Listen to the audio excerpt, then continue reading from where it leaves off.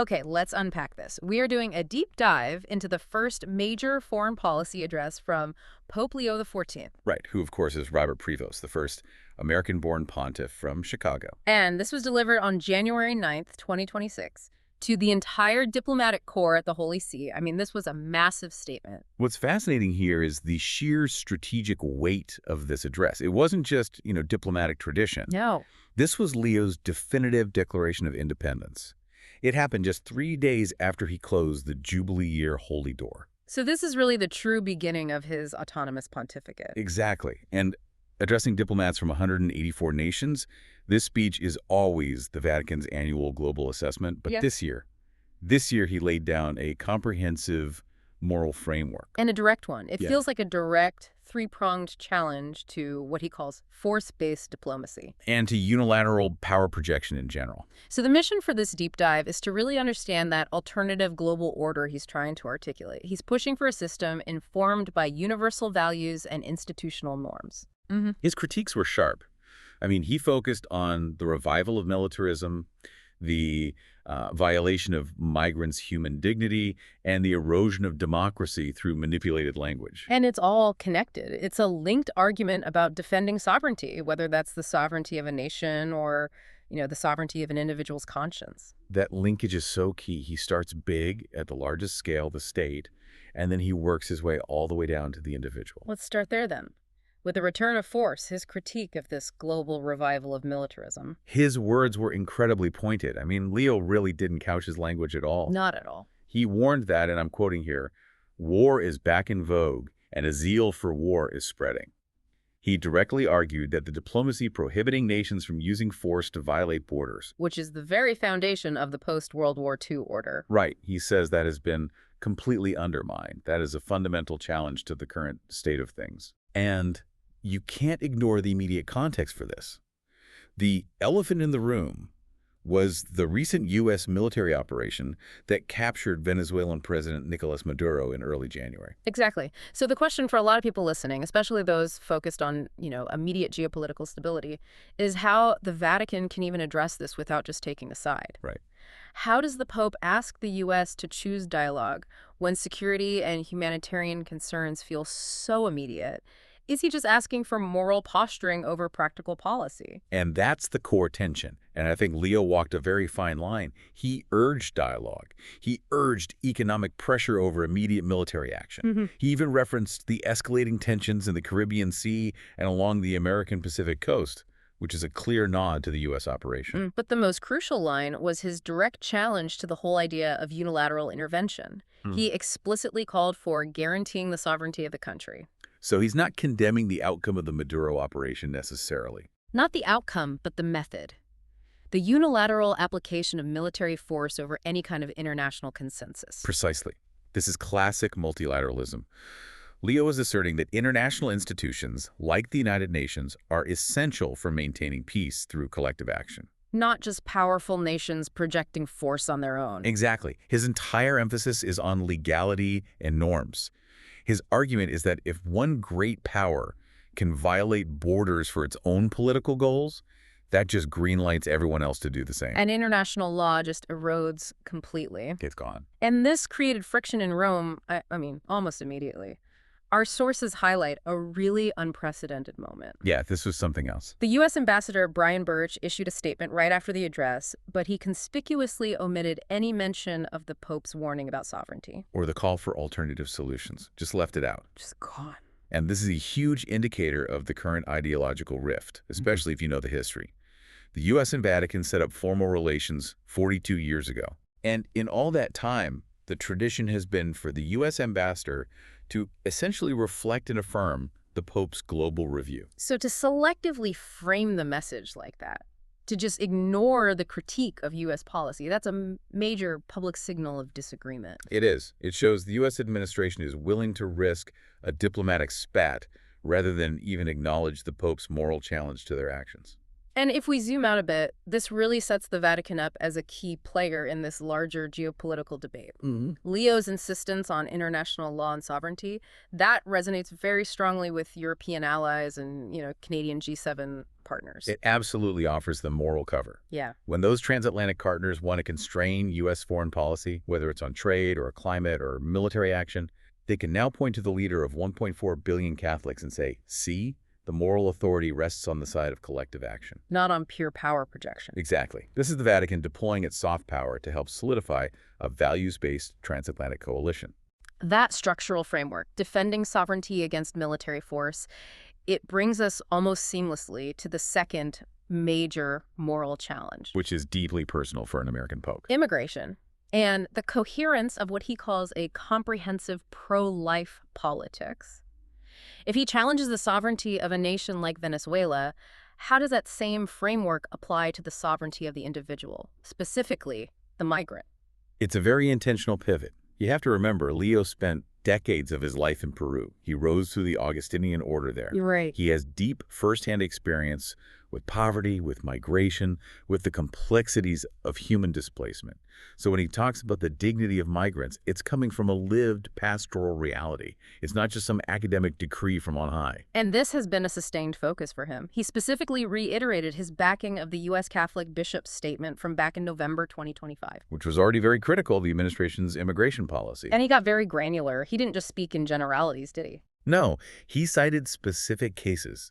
He talked about people who have been productive members of communities living good lives for 10, 15, 20 years. And he noted that treating them inhumanely is, quote, extremely disrespectful, to say the least. And there's been some violence, unfortunately. That kind of specificity, it means you can't just sweep this critique away as, generic political noise. It's rooted in an observable human cost. But the most significant political challenge here, that's the one aimed squarely at conservative Catholics in the United States. Yes. He directly questioned the internal consistency of having a pro-life stance that's divorced from a comprehensive view of human dignity. This is where he's really trying to reshape the domestic political landscape. It's a genius, and I imagine for some a very painful challenge. He's effectively arguing that if you claim to defend life from conception, that defense has to extend to all life, at all stages. Regardless of legal status. He posed the direct question, and this is a defining one. He said, someone who says, I'm against abortion, but I'm in agreement with the inhuman treatment of immigrants in the United States, I don't know if that's pro-life. Wow. That forces a choice. It reframes pro-life from being a single issue into a whole, comprehensive, universal ethic. The analysis we read noted he is essentially demanding nothing less than a revolution of compassion. From political actors who, claim the mantle of Catholic social teaching. And this demand has profound strategic implications. Historically, Catholic political engagement in the U.S., it's often been defined almost solely by abortion policy. Sure. If Leo can successfully link that issue to migration, to poverty, to other human dignity issues, he forces politicians to adopt a much broader and politically riskier platform if they want to stay in line with the church hierarchy. And the White House immediately pushed back. Of course. Press Secretary Caroline Leavitt rejected there is inhumane treatment of illegal immigrants. Just a flat-out rejection, which directly contradicts the Pope's characterization. It really underscores that ideological rift. Mm. And the Pope provided another angle to this too. Religious liberty. Right. Reports had surfaced that detained migrants at a facility in Illinois were being denied access to basic pastoral care. Specifically communion. So Leo used this to call on authorities to allow pastoral workers to assist with the needs of these people. So he's making the argument that strict immigration enforcement that also denies spiritual care is, in itself, a violation of basic religious freedom. It just shows how comprehensive his approach to the crisis is. Which leads us to the third core challenge, and here's where it gets really interesting. The Pope's focus shifted inward, to the domestic political climate, particularly the health of Western democracies. And the degradation of public language. This is a subtle but devastating critique. Devastating is the right word.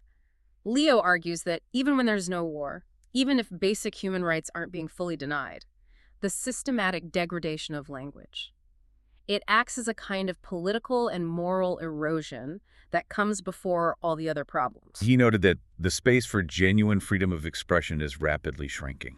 And he used a very specific, very charged term, a new Orwellian-style language. Yeah. He defined this as language that, while it often claims to be inclusive, ends up excluding those who do not conform to the ideologies that are fueling it. We probably need to unpack what he means by Orwellian here. It refers directly to the manipulation of reality through language, like George Orwell explored in 1984. In the Vatican context, this seems to mean two things. First, the mandatory use of ideological or political terminology that's designed to sanitize concepts. Demanding conformity. Right, demanding conformity to these ideological purity tests, whether they're progressive or highly nationalistic. And second, it's about canceling or silencing anyone who dissents from that prescribed vocabulary. It's using linguistic force to achieve political control. So whether it's political language that reduces migrants to a legal category without any human dignity, or language that demands ideological conformity in the name of inclusivity. The result is the same. The suppression of genuine thought and debate. And the Pope wasn't just worried about, hurt feelings or political correctness. No, he clarified the profound consequences.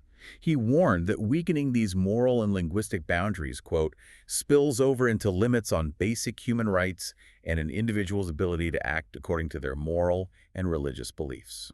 When the language gets corrupted, the law eventually follows. And he tied this directly back to the defense of individual sovereignty. Freedom of conscience. That's the critical linkage. Yeah. Leo defended conscientious objection as fundamental. He cited examples ranging from, people refusing mandatory military service to healthcare professionals refusing to participate in practices like abortion or euthanasia. And he said that freedom of conscience seems increasingly to be questioned by states. Even states that claim to be democracies. So he's creating this explicit moral spectrum. Unilateral military force violates national sovereignty. Policies that deny dignity violate human dignity. And political language that mandates ideological conformity violates the sovereignty of conscience. It's all one seamless moral tapestry. So if we connect this to the bigger picture, this address has enormous geostrategic and socioeconomic ramifications, especially for the G7. We've already touched on the geostrategic alignment, right? Leo's emphasis on multilateralism and international law. It firmly aligns the Vatican with its European and Canadian G7 partners. And gives them significant moral leverage against U.S. unilateralism. But the socioeconomic angle on migration is equally important. Maybe even more so in the long run. How so? Well, many major G7 states, Europe, Japan, Canada, and the U.S. too, are dealing with rapidly aging populations. They are structurally dependent on immigrant labor for economic growth and, crucially, for the fiscal sustainability to support their elderly populations. So policies that demonize migrants or that shut down legal pathways, the very things Leo critiqued. They're not just morally suspect. They were strategically short-sighted economic policies that risk long-term labor shortages and fiscal crises for the wealthiest nations on Earth. He's saying, you need migrants to survive, and if you treat them inhumanely, they won't come, or they won't integrate successfully. It elevates the whole discussion from a simple border security issue to a foundational economic choice. And the analysis prompted by this address suggests 3 key ways G7 stakeholders should respond, using Leo's framework. The first one is a reaffirmation of multilateralism. Absolutely. That means G7 nations need to actively support UN-led conflict resolution and resist the temptation of unilateral military actions. Basically reinforcing the idea that the diplomatic costs we saw in the Venezuelan case are just too high. Right. It's a call for predictable, rules-based international conduct. Okay, and second, championing humanitarian migration frameworks. What does that actually look like on the ground? A humanitarian migration framework is one that balances necessary border security, which all nations require, with genuinely legal, dignified pathways for entry. And support once they arrive. And robust integration support, yes. It means ensuring due process, protecting families, and viewing migrants as potential assets, not just as security threats. It's the practical application of the Pope's idea that dignity and security aren't mutually exclusive. And the third recommendation, which stems from his critique of language, is protecting democratic norms. This means G7 leaders have to safeguard free speech and actively reinforce pluralism against this polarizing rhetoric we see everywhere. It's a direct call to resist the very Orwellian tendency Leo warned about by making sure that real, robust moral and political debate can still happen. Even when it's uncomfortable. Especially when it's uncomfortable. The influence Leo has here is immense. It's not just his moral authority, but his global experience. He's deliberately positioning the Vatican not as some regional European power, but as a global moral force. And he is backing this moral platform with serious organizational restructuring inside the church. Just before the address on January 7th and 8th, he held an extraordinary consistory. So, for you listening, an extraordinary consistory is a high-level meeting of all the world's cardinals. They're convened specifically to deliberate on major issues, not just for ceremonies. What were they talking about? They were discussing synod and synodality and evangelization and mission.